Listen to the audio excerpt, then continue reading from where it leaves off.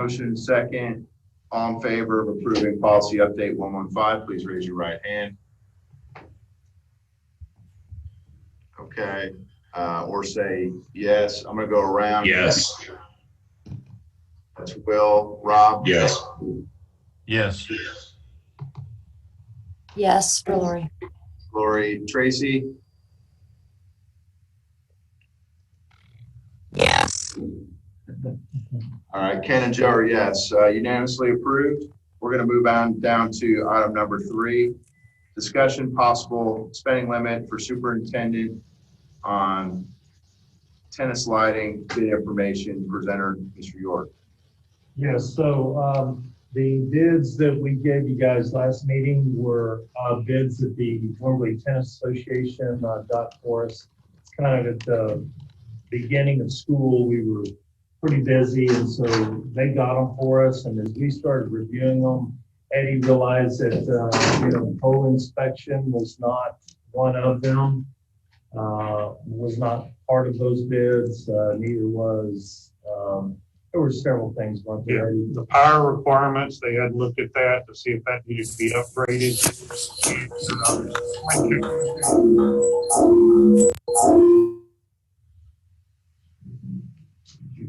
Okay, and so we circled back around and we have placed this on buy board, and we're hoping to have bids Just Friday at 5. this Friday at 5 o'clock. And so you had given us $80,000 worth of approval to superintendent. And so we're probably going to need a little more than that to move forward. And so I would just appreciate a motion as to what that limit would be, and then Eddie and I could move forward. What is the estimation of the right now, Eddie?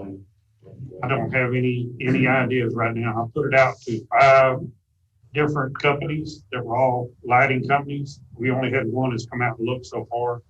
And I have no idea what their quotes are going to be. Eddie, if I may, previously we authorized 80,000, Right. and the tennis association was going to bring 20. There's a proposal here to increase the spending district side to 100,000. Do we believe that's going to be enough? What I'm trying to avoid is, having to come back for another 5 or 10 or something thousand. We know that obviously you guys are going to be good stewards with the money. Sure. I guess we'd look for a recommendation as to what amount of money we really need here to get this project done without having to reconvene on this. I would say, if we had to do all of the replacement of the power, all the panels and all that, new coin changers, I'd probably say 110 just to be on the safe side. Hopefully it would come in a lot lower than that. I would make a motion that we grant authority to spend up to $110,000 of the district funds towards the tennis lighting. Second. Hey, Joe, just a question on that, if I may. Yeah. Seems to me that this decision bleeds into another thing that Dwayne has brought to our attention, which is spending interest money from the bond on such expenditure. Shouldn't we have that conversation first? Tell me why. Because we know that we're going to move forward on this, whether we're using it from bond expenditure or whether we're using it for fund balance. Yeah, we have a kind of an outline of where we're going to be able to allocate our bond fund balance. This is on the list, but it looks like the items, might bleed a little bit into our fund balance. But the good news is most of what we're going to be talking about today should be handled within our bond funds. But I kind of agree with Tracy that, we're at the point where we have to get this done. So, I just want to make sure we give the staff the authority to do what they feel like is appropriate. Thank you. I sent you the email from Richard Donahue. He is our bond attorney. And I went through each item as we were placing it on this worksheet, and I've highlighted the areas where it does cover it. I hope that you receive that part of the email.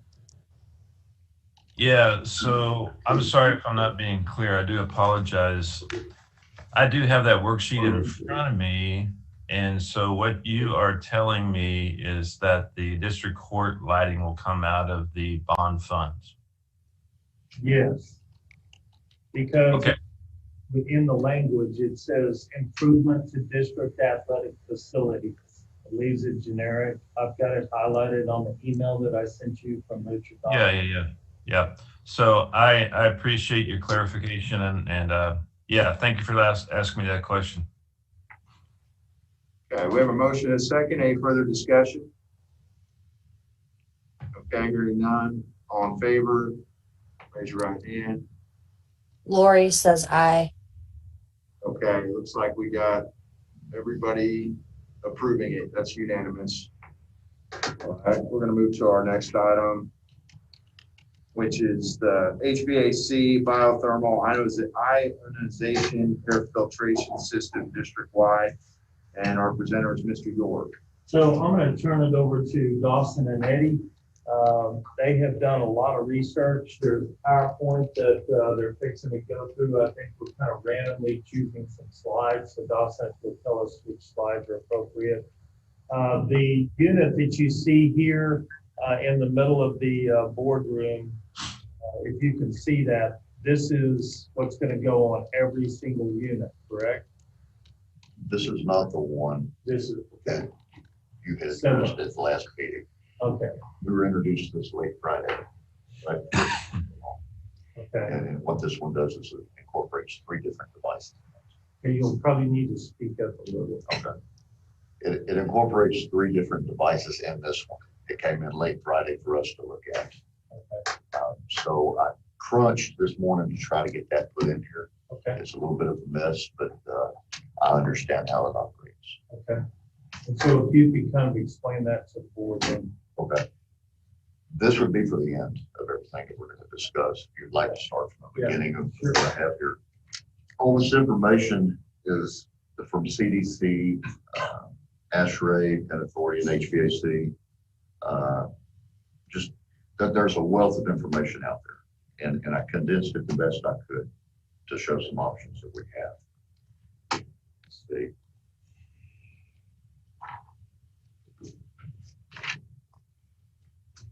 Okay, I'd like to start about preventive measures we're already taking. Okay.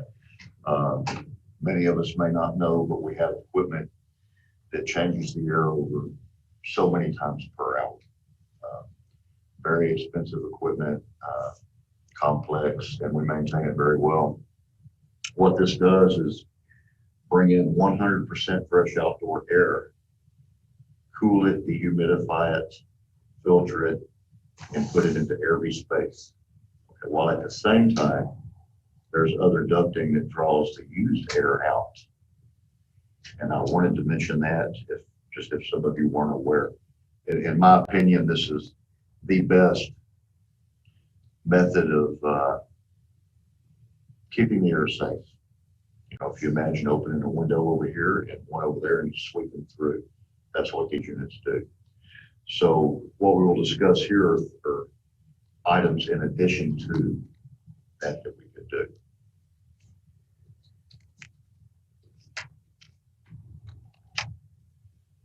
Some of the additional measures that we can consider are an upgrade to our air filtration, needlepoint bipolar ionization. Let's call that ionization air filter. And safe breathing zone unit. That's the machine right here in front of us. Again, we were introduced to that just late Friday. HEPA filtration, that I believe that's where things began here with a concern someone had mentioned that we need HEPA filtration. HEPA is the best, most effective and proven method. It as I read, removes 99% of particles that are as small as viruses from the air. The problem for us with HEPA is you have to have specialized equipment to move air across it. It just will not work in our equipment. Okay. MERV 13 filters we're looked at MERV as a rating for the size particle that it can pull out. MERV 13 is the lowest rating in which viruses will begin to be removed. But I don't feel that is sufficient enough for us, and that viruses still pass. And with the cost of going to MERV 13 and still some equipment changes that we need to make, I don't believe that's a good option. MERV 11 is the highest rated filter we could use. Now, as I've read in the literature, it will not stop particles as small as viruses, pathogens, things as such. But whenever we talk about this bipolar ionization, you'll see where MERV 11 can benefit us. And I've got some information here on the MERV 11.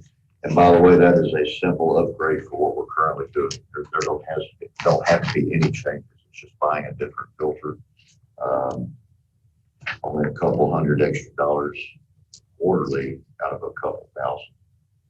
Okay. Next slide. Okay, this slide shows the MERV 10 media on the left that we currently use. It's been effective for us in dust, pollens, and you can see the cost there at the top. That's what it costs us a quarter. Go over to the MERV 11, that is the only increase that we would see. And going to MERV 11, capture smaller particles. If we wanted to go to 13, and again, that's the lowest rating that would begin to capture them, that's a large increase, plus a lot of other changes to the equipment that we need to make. So I don't see 13 as an option. MERV 11 looks like the best suggestion. Next is the needlepoint bipolar ionization. What is that? All right, it's a device that improves and treats the indoor air. It emits positive and negative ions that creates a plasma region and purifies the air. It says that it kills mold, bacteria, viruses, and other airborne particles. Reduces allergen, smoke, static electricity. And there's two types that we're looking at here. Simply put, is an R and a C. That's for residential and commercial. Most of our equipment is of residential grade, meaning the size of it. So it would receive one of the R devices. The C for commercial is for our larger equipment.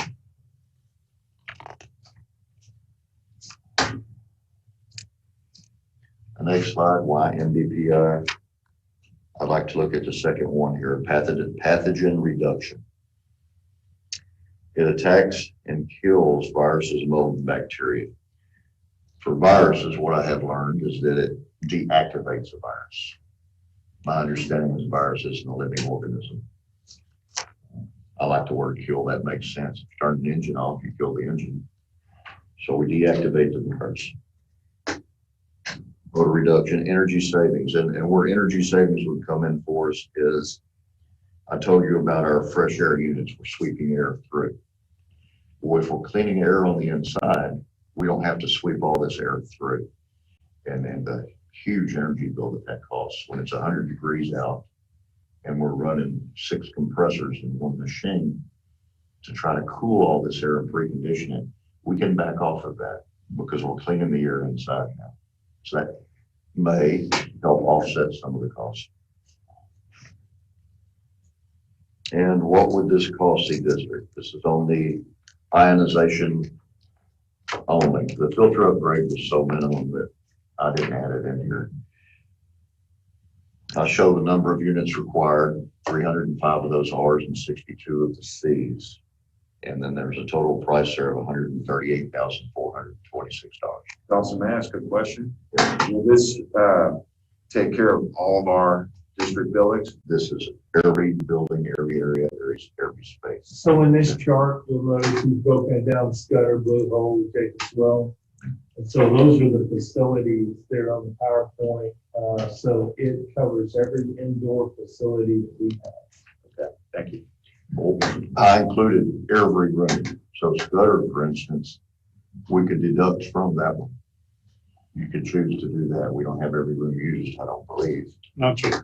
Not yet. No, we will. So- We will. That's on the bill. But, you know, if we go through and find areas that we may not need to do. Okay. And next is just the CDC position on that. I won't read through all that. I just included it if you'd like to see that. The CDC doesn't say, yes, this is the answer, but it does, in some words, support ionization. It's new technology. All right, and then we have next safe breathing zone units. It's 3-in-1 technology. The top technologies that I saw out there was HEPA, and I do believe that that is the best. Then there was UVC that's used in hospitals for cleansing contaminated rooms after an infected person was in there. The problem with UVC though is damage to the eyes. And then the bipolar ionization.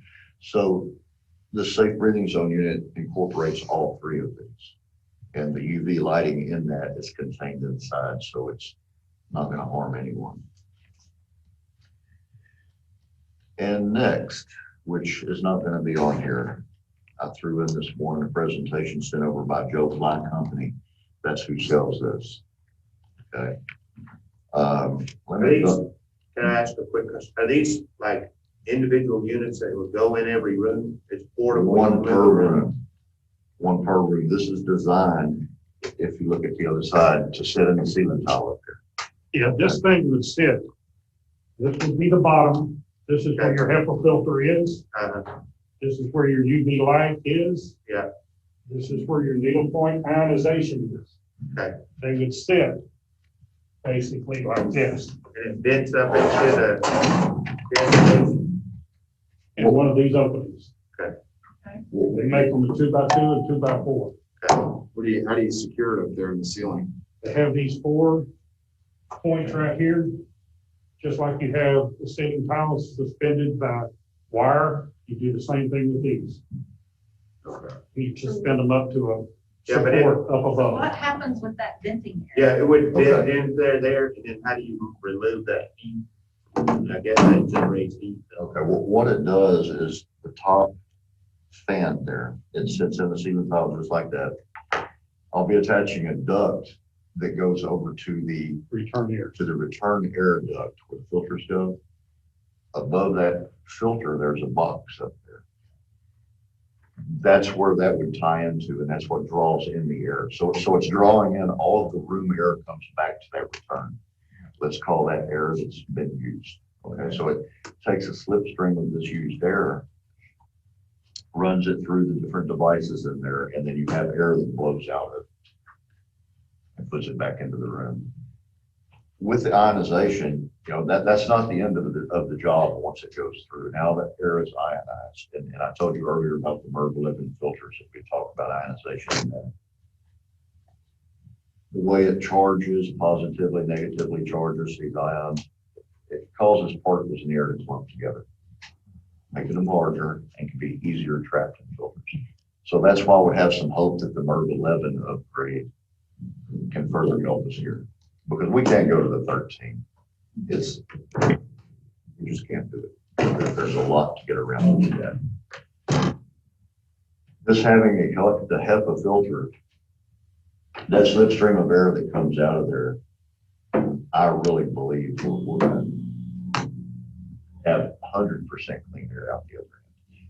So then now the ionized air comes out and is emitted throughout the whole room, which does numerous other things. We'd have to get into the science of it. 99.97% reduction of any kind of particle that's in the air, viruses included. And that's just on the filter. Hey, you've got ionization and UVC light in there. Does it run continuously? It does. Well, it would run continuously until we hooked it up to our lighting system. So whenever someone comes into the room, turns on the light, the unit would come on. When they leave, the unit would go off. That would save our energy use right there, and also save the UV light and the filters. What happens when you're doing presentations and you have the lights off in the classroom? Do you mean the UV light? No, if he's saying we're gonna hook it to the lighting Oh, I system, see. well, as teachers, we do presentations with lights off all the time. So if you We- hook it to the lighting system and you turn the lights off, then you can just take it away. We can do a separate switch. Yeah, you can hook it up to stay on all the time. Or we could hook up a separate switch. It's just more cost to do it that way. I mean, that's all. If you get a cost on it, I did. So we'll go very back now. yeah, I got another meeting. Okay. Okay. Joe Fly's list price per unit is $1,700. And how much labor is it gonna be to install that, all that, definitely good for the thing. And you asked, I wanted to get to that. The labor to install it is exactly what you just saw with Will Bender. That thing can sit in the position that it's in and do its job in the corner. And then as time goes on, we can come hang these in the ceiling as we get time to do it. We don't need contractors to do this. We can To hang them in the ceiling, we need some duct, basically, is all we need. Well, you know, probably another $30 cost per unit for the duct, a few dollars for switch, and some chain. Yeah, something to secure. So the thought would be we would acquire these and then just have them in the classrooms, and then over time we'll properly install them, but we can put them to work right away. We can put the work over. When do you think they'd be available? That I do not know. I know that we can get the person told me that there's thousands of them. A lot of facilities use these, specifically clean rooms. Clean rooms and the conductor use industry, they use them. Semiconductor unit industry. Dawson, what's your recommendation based on the presentation you've given us that you feel like we need to do? Last week it was the bipolar ionization. It is now hands down that thing right there. I believe that is the best answer we can find at the time without having something in this world that's scientifically backed right now, somebody's standpoint. No one wants to do that, but I really believe in this. And Dwayne, bond funds, do we have this kind of money? Or is that gonna eat more into our? Yeah, so the filtration system on this worksheet that I handed you, we have $150,000. And what Dawson had given me was 138. And then whenever I found out that he had new technology, the last minute I raised it a little more money, not knowing exactly. I feel like that at 150,000, we could be fine. Let's say that it takes 5,000 or 10,000 more. You know, this was going to come out of fund balance anyway. That's why, you know, we work so hard to keep everything under budget and then invest, you know, to get. That's a lot more than 5,000 or 10,000. Right. Well, there's no- This is Our number's 300 370, right? Yeah, 370,000. Oh, see, I didn't see that. Yeah.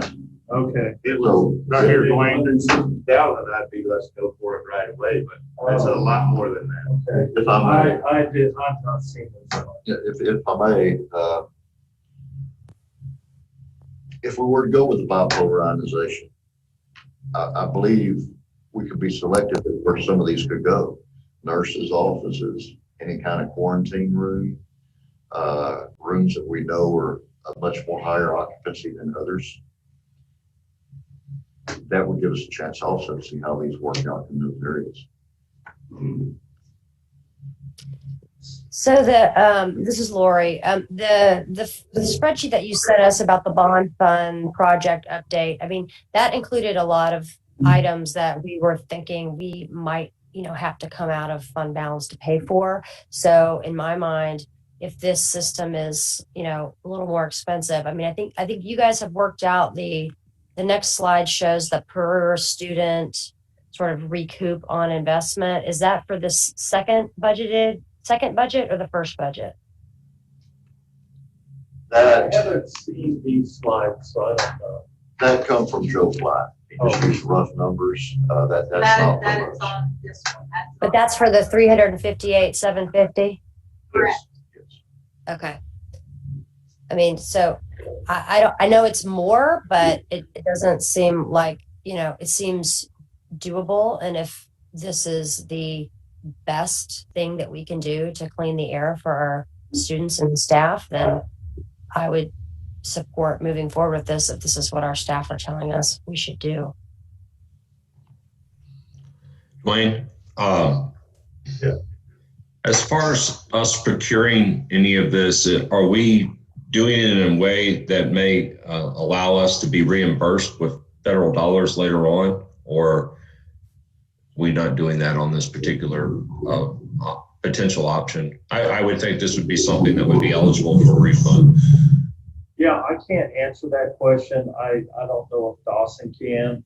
I know that when we were looking at the biothermal ionization, that was the number that I had received. And then, as Dawson said, late Friday, I guess, just whenever we found this, this company approached me. So, yeah, that would be double plus 80. So we would be taking, some of these projects off. These are just proposed, projects that wouldn't have to come out of fund balance. And so that's how they apply to the bond funds that we have left. So can we actually go, is there any federal money that you think is out there for this? Not that we know of, or that they told us about when they made the presentation. We do have a recent mail here from Joe Fly that 205 of these would give us an additional 15% discount for the volume that we purchase. I mean, the way I see it is this is a long-term investment. Are these under warranty? They're 1-year warranty. Okay. What's the lifespan of these? Okay. Go ahead. I need to get to that. On the HEPA filter and the UV light, those are part that's typically placed once a year. But in this environment, we turn them off at the end of the day, summertime break, holidays. They feel that we can get 2 years out of the filter and the UV light. Was the cost $25 per unit for the, I thought I had heard $25 per unit for a new filter and light. Yeah. I don't have it anymore. I'm not too worried about that. I just want to make sure that we don't buy 200 of these and in 2 years they all go out. I mean, we're expecting some longevity out of these. I expected what we have in there. It's really simple. It's just a blower fan. Okay. HEPA filter, which is a mechanical UV light, which are going to burn out like a bulb. And the ionization device, I can't answer on how long that will last, but I have put the ionization in before. The UV light is right here. Take it out. Right. Put a new bulb in, stick it right back in. That's hopefully every 2 years. Same thing on the HEPA filter. Take it out, replace it every 2 years. That's all the maintenance you have to do to it, unless, a motor burns out. Yeah. I'd just like to say I'm all for whatever the best thing we can get for our students is. And it appears, Dwayne, with everything that we've talked about, looks like we're 300,000 into our fund balance. And are you comfortable with that figure? Yes, I am, for the simple reason that the majority of these items were going to come out of fund balance. You see, we knew that we were going to have some savings from the bond. And so that's all I need to do. I got. So you're comfortable spending 300,000 out of fund balance to continue with these projects? yeah, because it's much less than what we had initially. I make a motion we move forward with more investigation and possible purchase of these. Where's this unit called? I don't know. What is this unit called? Safe breathing. What is it? Safe breathing zone unit. Safe breathing zone unit to be put in every room. Is that what it is? Is that what we're doing? Every room.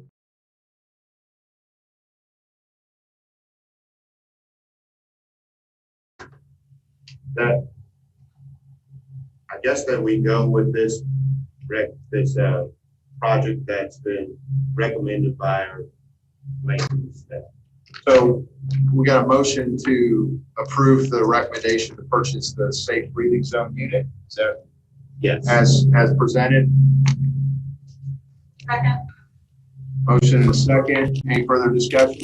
Yeah, I do have a question. This is Lori. So these units, do we have do we know, have they been used in other school settings for sure? I do not know of any other districts that are using Joe Fly. Has just started in the business of putting this package together for the schools.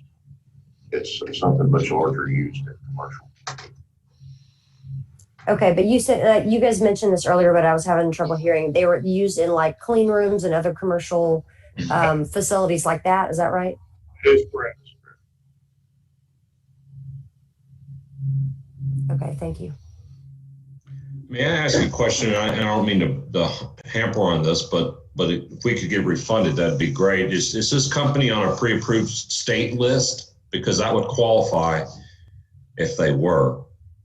It would qualify that we would have the ability to get reimbursed. We just go out and hire somebody and put something in. We're not going to have any qualifications to be reimbursed by the state or the federal government. He is saying yes. So you're on the state purchasing. You're on the state purchasing list, sir. Yes. Yes, they are.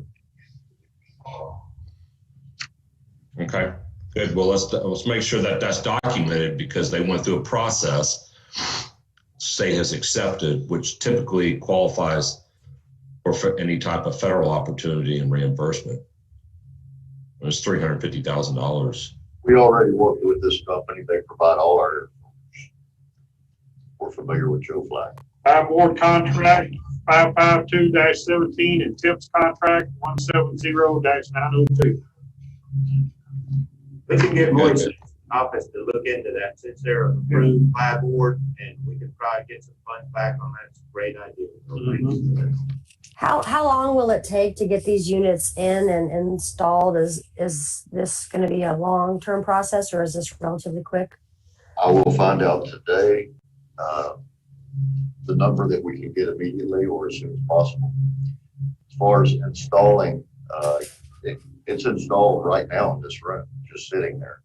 But they're designed to go into ceiling tiles so that they're out of the way, not sit in the middle of the room, and also so it could be ducted directly into the HVAC equipment.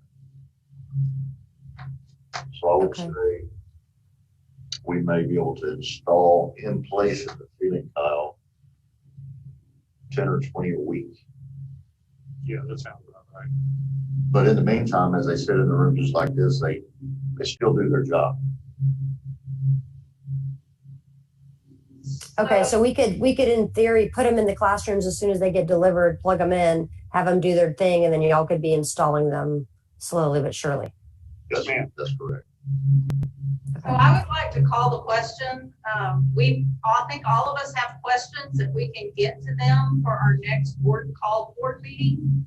But given they were only given all this information on Friday and we're having an 8 o'clock in the morning on Monday morning meeting, I think we all seem to be in agreement. We need to move forward with it, but there's some more information we'd like to have, and we can ask for that for the next board meeting. There's a motion to approve in a second, and I guess we'll call the vote. All in favor, raise your right hand. 3 in the This is room. Lori, I vote aye. Okay, that's unanimous. Good work, gentlemen. Thank you very much for this proposal and your work on it, your diligence, and look forward to hearing more about it. Thank you. Yeah, I want to thank you, Eddie, and you guys for this presentation. It was really helpful, and I really appreciate your work on this. Thank you. Thank you. Dawson and Eddie, all the time y'all have put into this, amazing. And the presentation and all of that is awesome because it makes our job so much easier. I'd like to mention Amanda Reinecke, our secretary down there. She did this. She did PowerPoint board.